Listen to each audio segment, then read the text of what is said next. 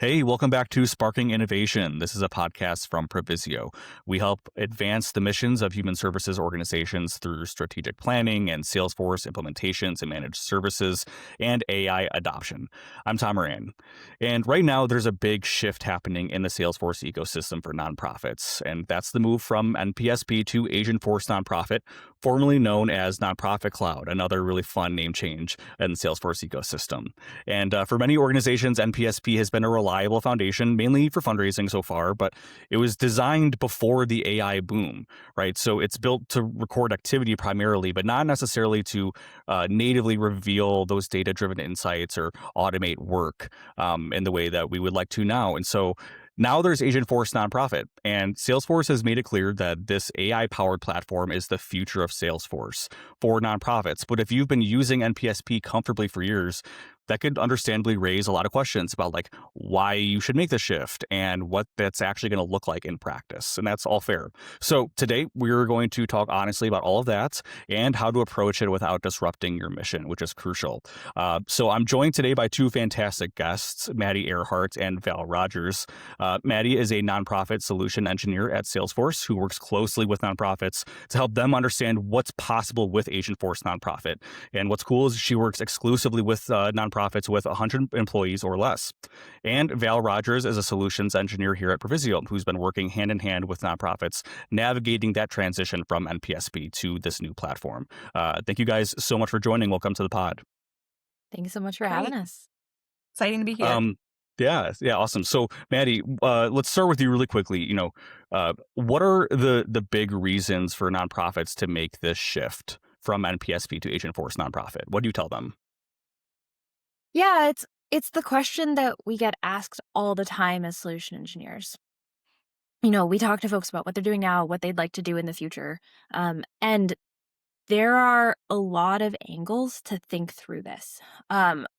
NPSP is an incredible fundraising tool. Sometimes I say was just out of habit, but truly like we know that customers are still live on this system. They're still liking it. That being said, it is an older product at this point, and Salesforce really saw the need to address the market, modernize it, see some of the pain points, and really take that development in-house. When we launched Nonprofit Cloud, now called Agentforce Nonprofit, I might say ASNP or NPC. Those are the same thing, just for the purposes of our conversation. When we launched that product, there were a couple of big things that we did. The first one is, of course, we brought that development in-house. That actually is a bigger deal than you might think. Nonprofit Success Pack is a tool that was developed by our community. That means that our infrastructure, as Salesforce, as an overall company, is designed so that folks can create something and more or less install it in their org and run on top of native Sales Cloud. That is great, but that means that it wasn't developed by our engineers. It doesn't have the research benefits from all of our different industry solutions. And also it came out in the 2010s, right? We've had a long time to develop products since then. I think as we were launching that product, we have been building quite a lot into it, even before AI came out, that really set us up to be a successful tool in this age of AI. Our infrastructure is designed to, one, be interoperable between all of these different packages. A lot of our NPSP customers are using some of these managed packages from obviously NPSP, but also something like a program management module or an NCCM or a Volunteers for Salesforce. And so what that means is as your organization grows and is looking to use Salesforce for not just fundraising, but also really take advantage of the Salesforce platform and its interoperability, sometimes folks were seeing gaps, or a managed package that was managed by the community isn't managed anymore because it's something that someone was working on in their free time. AFNP really changes the game in terms of interoperability because it comes with fundraising, programs, volunteer, outcomes, and you can also purchase grants on top of that, outgoing grants. And so just the decrease in maintenance is something we're really excited for customers about, not having to go find managed packages, make sure they're updated, track down a forum or something on why something is working the way it is. It also means you have more current training from Salesforce ourselves. It also means that you can take advantage of research that's being done by our public sector team, by our health and human service, our health and life sciences team, by our financial services team, because at the end of the day, we understand that nonprofits don't operate completely outside the realm of other kinds of organizations. They fundamentally know that all of my customers have spoken to me about, they need to modernize their tools, right? There's only so far we can get with a couple of people just working hard without also modernizing, right? That doesn't scale, especially in the realm of AI. So interoperability is a huge piece. I would say the other piece is Salesforce has been doing AI for more than a decade at this point. We started with our Einstein suite with all of our machine learning and predictive capabilities.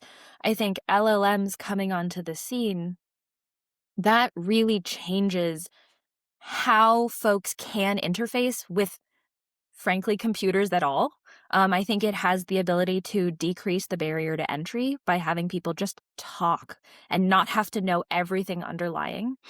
So that changes things like how you can interact with clients, especially clients who are maybe not physically proximal to you or who don't maybe have a schedule that works directly with your staff, just as kind of that entry point, or just if someone isn't around or doesn't have capacity, if there is a question that is potentially more routine, you can now use agents to look into the Salesforce database, of course, respecting all security and permissions, but look into your Salesforce, do the actions that you need AI to support with, where maybe your staff has other things that AI is frankly not good at, and we want them focusing on that, but we also want to really increase nonprofits' capacity to serve clients, because we know that organizations are being asked to do more with less. We've seen the fundraising landscape change dramatically. We've seen the services landscape change dramatically. And so really that is the value proposition of Agentforce for nonprofits, is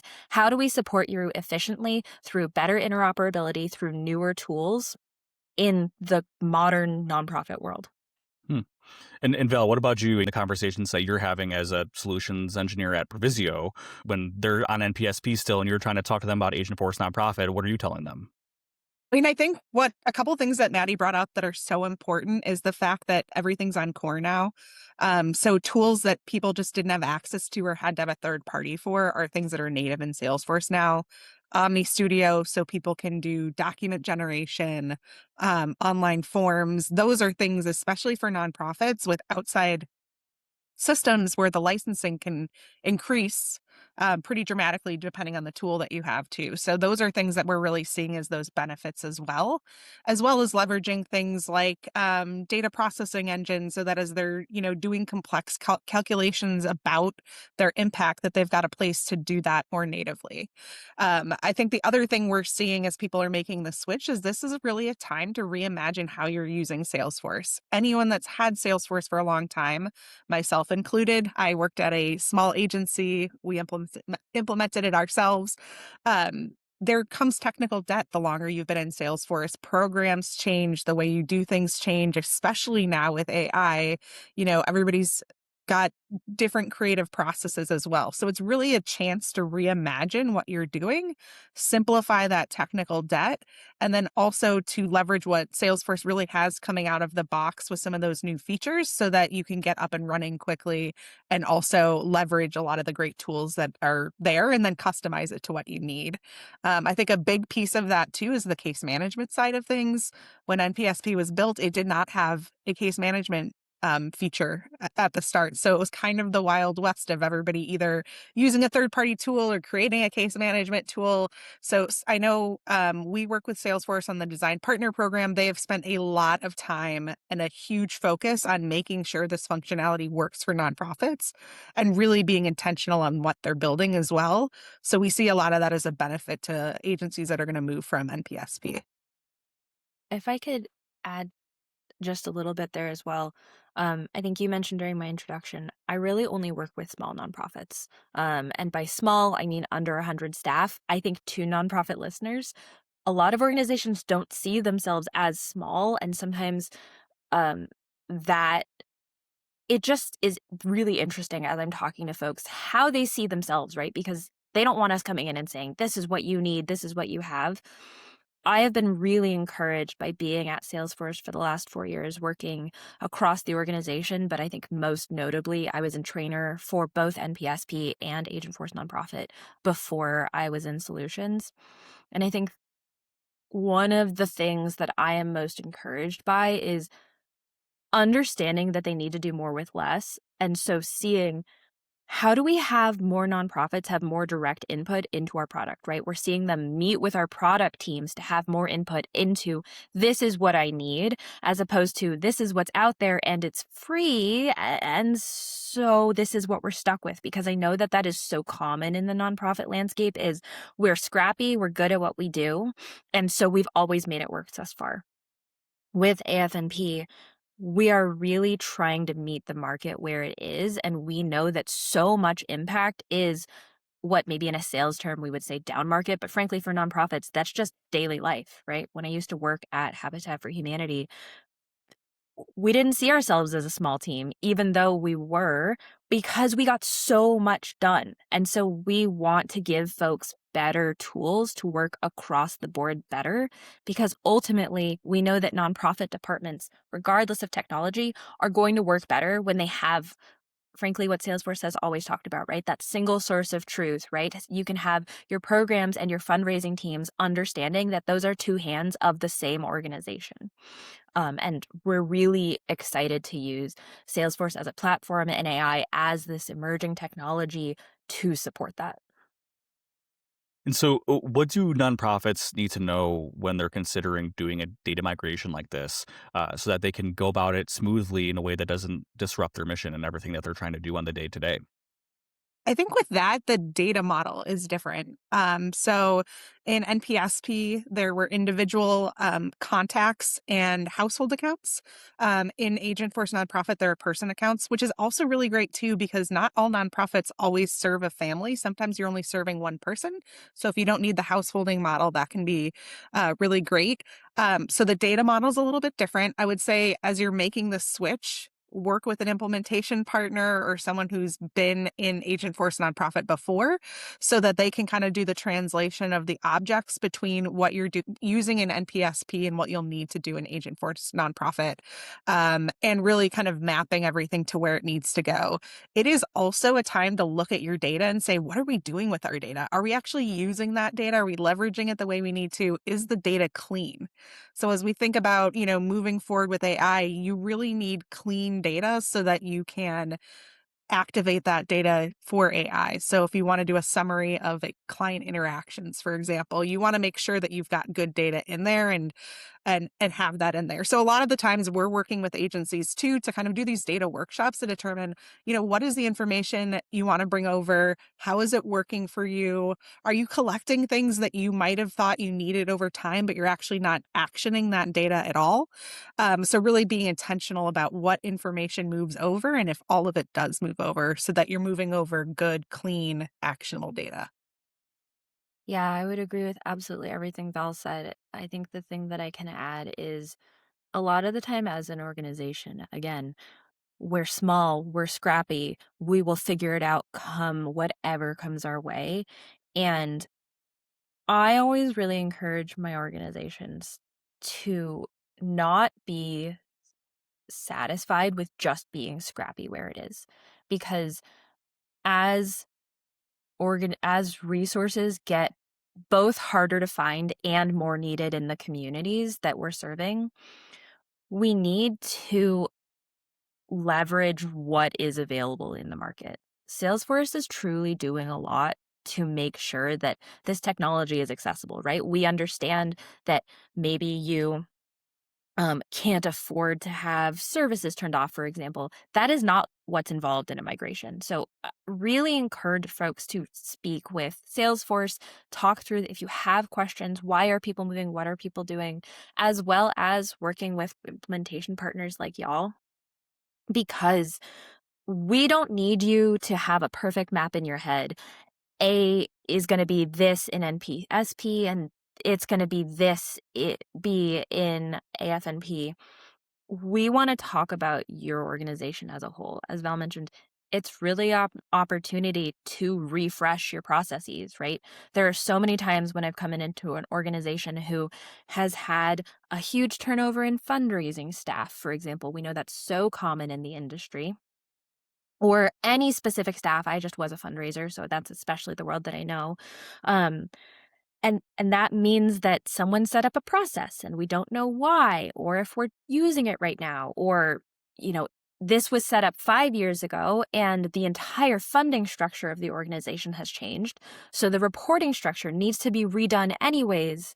Um, Being able to take the time to realign on your technology is really the opportunity to realign your organization based on how do we want to work together in the current environment that we're in. Not all of us are beholden to a system that someone else maybe set up 3, 5, 10. I've seen 15 years old.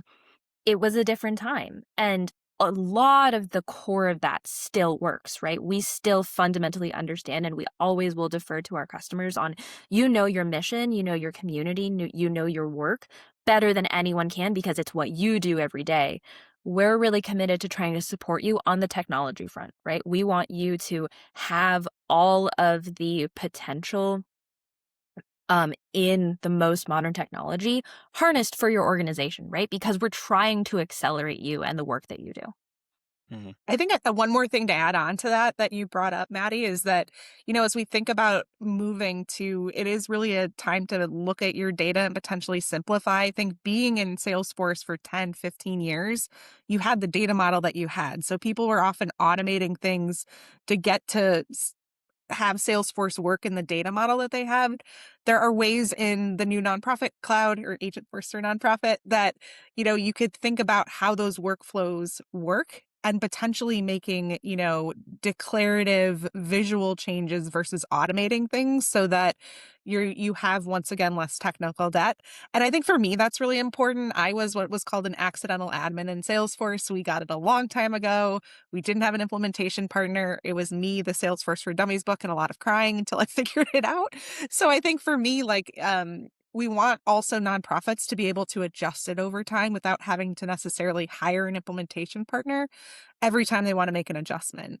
So really being intentional about how we're building things, and then also working with our nonprofit clients to make sure that as we're building things, they know how things are built so that they can adjust them over time. And that's kind of the beauty of moving too, is you could potentially simplify things because of all the features that the new Agentforce Nonprofit comes with.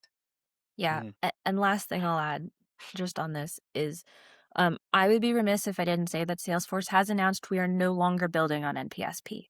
And so while absolutely we're going to work with our customers on getting the most of of our newest technology and workflow efficiencies onto their systems, we have announced we're no longer building on NPSP. And so we're going to end up with organizations who need to continue to customize Sales Cloud work, right? Because of course, Sales Cloud underpins NPSP rather than benefiting from the nonprofit specific work that we're pulling in.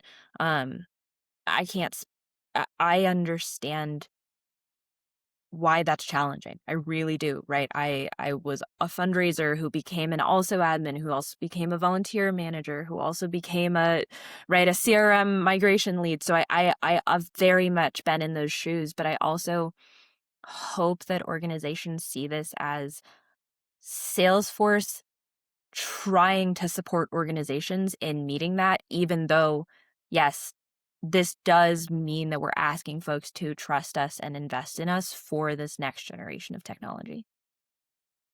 Yeah, I'm glad you brought up that point about the fact that Salesforce won't be innovating on NPSP anymore in the same way. That's definitely a major point there. So, uh, for a nonprofit leader who's listening today and they're wondering, should we really be exploring Agentforce Nonprofit right now? What are the signs for them to really start that conversation? How do they know? Yeah. Yeah, I have a couple, Val. Super curious to hear from you too. The hugest one I get is reporting.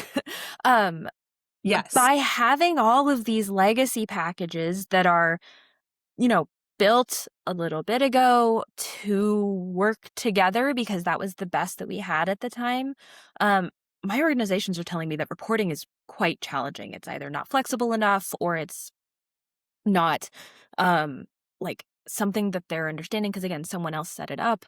And it is not standing up to the demands that folks are being asked to do now. From a leadership level, it just makes it more challenging to know who are the prospects that my major giving officer should reach out to? Where are my clients most needing support that I can't see just because I don't know where the data is?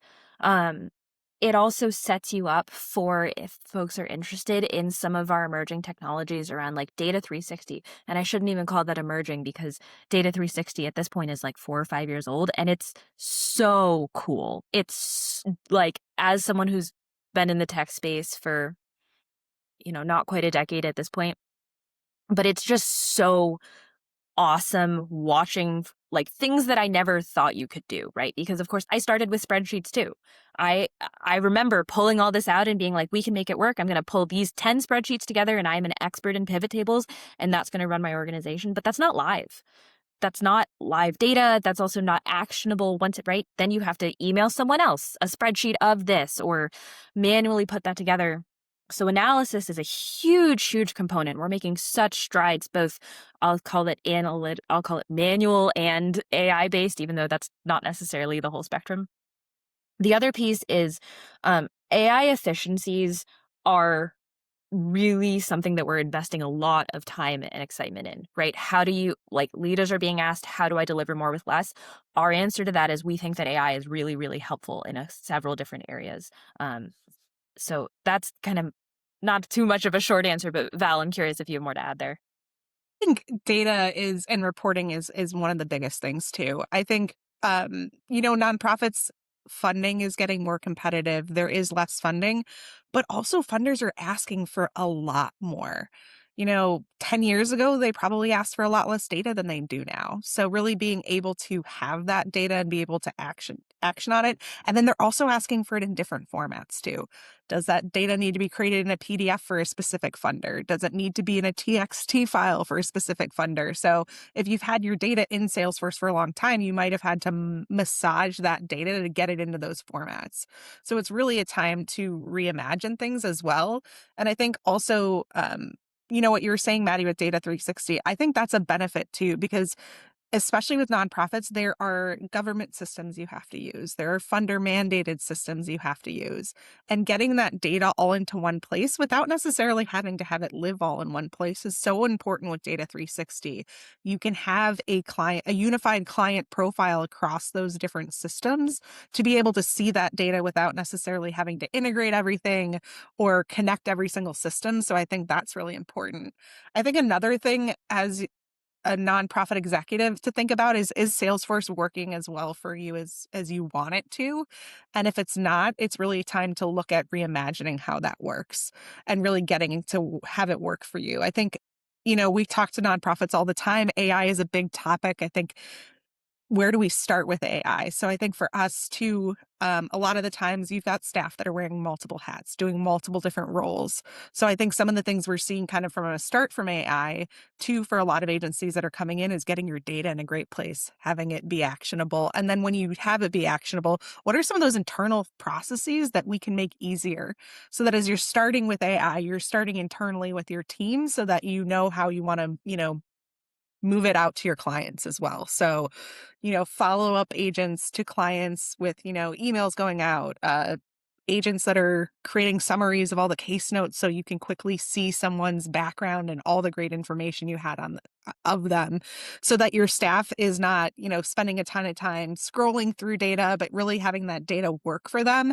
and saving them some time too. Because I think our goal, and especially my goal working in the Salesforce industry, is we really want the data to work for you, but also for you to be able to get the data you want out, but be able to spend more time with your clients. I think that's one of the most important things too, because a lot of people are spending a lot of time inputting data because they need to for reporting, but we also want that data to work for you so that you can spend more time with your clients. Mhm. I think I think one thing that's also helpful for folks to know, because the question I also get all the time is like, this is really great at a high level. What will this mean in practice, right? Our leaders are accountable both to their funders and to their employees. Are you going to turn my life upside down? And so I want to emphasize that like Salesforce is really committed to making this work for our entire customer base, not just the ones who end up on the Dreamforce stage who are huge, all of our organizations. And so that means that we're coming out with, do you want your internal staff to have unlimited AI? Great, we can sell you that. Do you want your staff to just try it out at a much lower cost? Absolutely, we can support you with that. Most of our partners are coming out with AI starter engagements to just help you dip your toe in so that when an organization says, hey, I want to play around with it, but I'm not going to trust until I see it, you're not paying an arm and a leg for something that you haven't gotten to play with and prove through. And so we are really encouraging our customers to come have a conversation with us.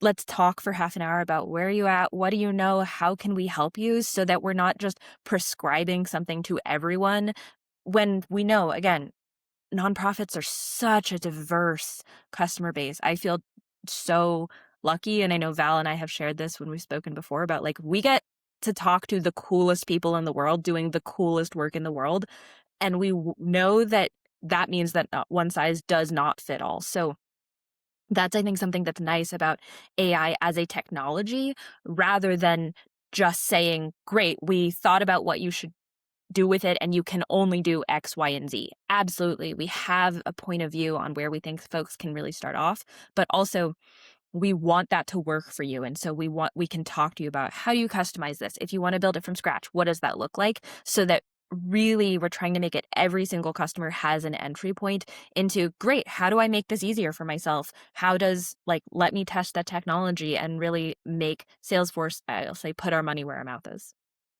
You can tell Maddy and I are getting excited because Tom's asking a question and then we keep bouncing back and forth. But to add just one more thing to that, I think there's other ways AI can be used to leverage your staff time better. So I know us as a partner, and I'm guessing a lot of other partners that work with nonprofits too, are thinking of what are those agents we could be building and deploying easily to people. So for us, like one of the agents, I've worked in affordable housing my whole life. I worked for nonprofits for a really long time. One of the things that we've built that I've found has been really fascinating is we built a shelter agent so that someone could go to a website if they are homeless or on their phone or working with someone that's kind of on a street team and saying, what is the closest shelter to where I live? That can serve my needs. Like, do I need a certain kind of bed? And being able to use the data you have in Salesforce to quickly say, hey, there is a shelter down the street. They've got availability. So really using that data that you have internally to make it easier for your clients to be served too, where traditionally someone had to pick up a phone to have that conversation. They're searching through data. They're doing other phone calls, but really making that more easy for your clients as well too, so that they can get served quickly and also, really provide a good service to them as well. Well, I'm glad you guys both touched on AI so much because I wanted to ask you, it used to be Nonprofit Cloud. Now it's Agentforce Nonprofit, obviously indicative of the fact that, AI is interwoven into almost all aspects of the platform, right? But how can nonprofits think about how they could actually practically be using agentic AI in Agentforce Nonprofit for everyday use cases? Everybody hears about AI and it's like, well, that sounds great, but I can't even really conceptualize how I would use it in my organization. It just seems so out of reach for people. So what are those everyday use cases that they could actually be using in AFNP?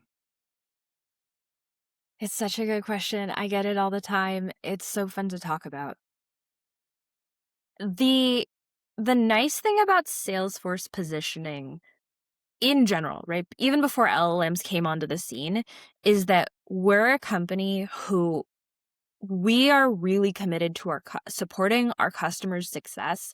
And we really think the way that organizations are going to be successful moving forward is by everyone being able to customize their organization's technology to their organization and having visibility and having unified data. And we know that the data landscape is very complicated now. We don't think that you have to be on Salesforce across the board. My salespeople are going to kill me for saying that. Um, we know that organizations are inherently going to use something outside of Salesforce on their computer day to day. That is actually not a problem. for you to still get really great value out of it. I think Salesforce really believes that in order for folks to get agentic value, I say agentic AI, right? Using LLMs to have an agent who is kind of acting as an individual. And that I think has been why we've renamed everything to Agentforce, because LLMs as a technology are not a use case. Agents actually are a use case, right? I need an extra pair of hands. How do I have an extra pair of hands? That's an agent. Um, I think even beyond that, though, you end up with, we have a process. It is repeatable. We have to do it all the time. It's a huge pain.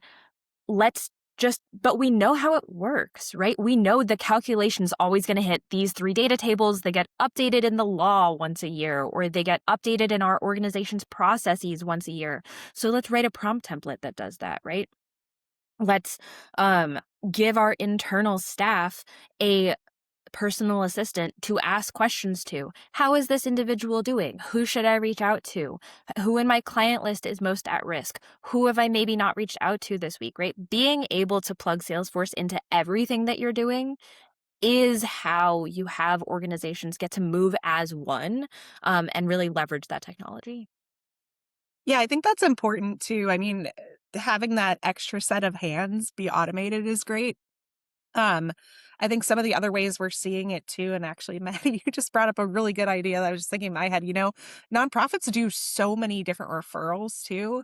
Wouldn't it be great if you could have information on your client and say, out of all the partners I work with, who might be a good fit to refer to? Because nonprofits do provide a lot of value, but sometimes they don't provide the service that someone's in there for. Yeah. I think the other thing we're seeing too is, especially with nonprofits, there are siloed data. You might have lots of different teams that are doing different things. You might be working with the same client across different programs and not know somebody that's even enrolled in another program too.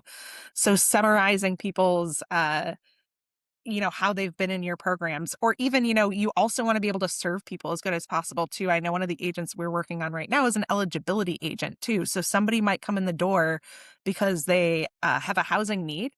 And I know I keep going back to housing because that's my background, much like Maddie's comes from a fundraising background.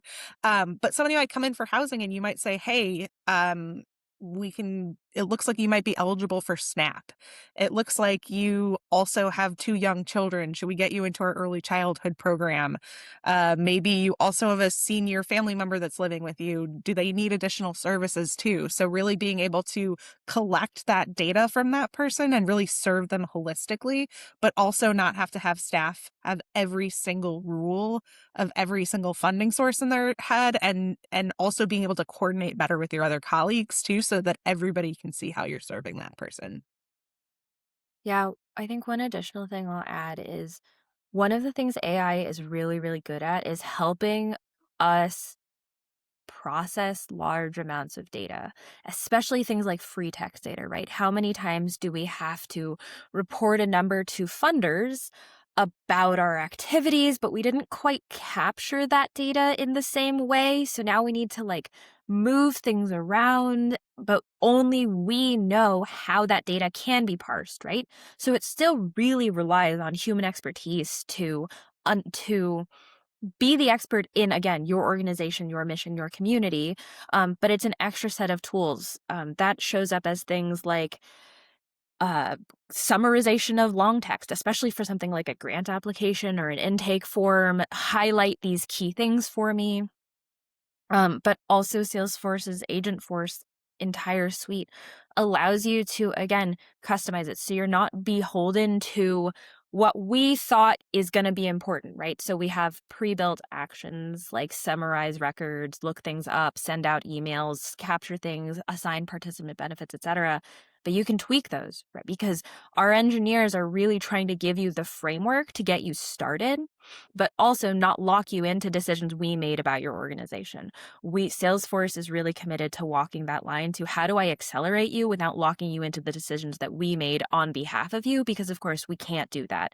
Only our organizations can do that. So we're trying to say, how do we lean on our nonprofit community who are often so good at working with each other and walk alongside them as opposed to saying, you have to do it this way. We want to say, we want to enable all these things that you would do if you had more staff time, if you had more capacity for something to be running in the background while you're focusing on this. We're really trying to enable that entire mindset with and that's really what we're indicating with this is why we renamed it Agentforce Nonprofit, because we really think that modern nonprofits are going to have to incorporate AI, even if they don't go all the way up to an agent, even if it's just my internal staff can have something like conversational tableau, right? I want to have a conversation with an agent on what are we doing? How do I do this? I don't want to spend all of these clicks trying to find a dashboard for one data point that I need. I want to be able to just pull it out and trust that it's going to cite its sources and trust that it's going to only be referencing my data, and trust that it is pulling from all over my data sphere, but also not potentially putting my data at risk, because we also, I'll quickly say that we have agreements with all of our LLM partners that like they may not use your data for any training purposes. It may not escape their, I'll call it the data sphere. I keep using that term. Because again, we understand y'all are trusting us with not only, your data, but that means with your clients, with your donors. And we take that really seriously, both in terms of opening up capabilities and also trying to safeguard your information. I think one more thing to add too is I think with AI being newer, for a lot of nonprofits using it, it's okay to feel uncomfortable with it to start. Absolutely. You got to lean into the uncomfortableness. We're all doing it too. A lot of us are building and learning as we go. And what I will say with that's so important is trying things out and seeing how they work and iterating. You can always iterate more on an agent to get it to do different things, but trying things to see how they work and see if they're going to work for your staff is a great way to get used to using AI, and also figure out what are those things that we can automate and have an agent help us with, and leaning into that uncomfortableness and seeing what you can do to have it help you as much as possible in your job. Well, Val, that's I think a great place to lead this conversation. So, Maddy, Val, thank you so much for joining me on this episode of Sparking Innovation. This was a really great conversation, and hopefully all those organizations that are still on NPSP will find value in it too. Thank you so much. Great. Thanks for having us. If you work for a nonprofit or a state or local government and you want to know how Provisio can help your organization make this transformational switch from NPSP to Agentforce Nonprofit, we would love to help you through it. So you can contact us at provisiopartners.com to do that, and be sure to subscribe to this podcast to catch the next episode of Sparking Innovation. Thanks for listening.